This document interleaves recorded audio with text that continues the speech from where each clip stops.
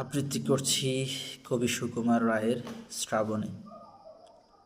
জল ঝরে সারাদিন সারা রাত, অফুরান নামতায় বাদলের ধারাপাত।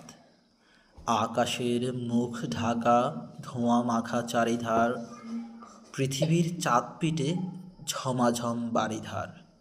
স্নান করে গাছপালা প্রাণ খোলা বরসায়, নদী নালা ঘোলা জল ভরে ওঠে ভরসায়। উৎসব ঘনঘোর উন্মাদ শ্রাবণের, শেষ নাই বরসার প্লাবনের। জলে জলে জলময় 10 দিক টলমল, অবিরাম একই গান ঢালো জল।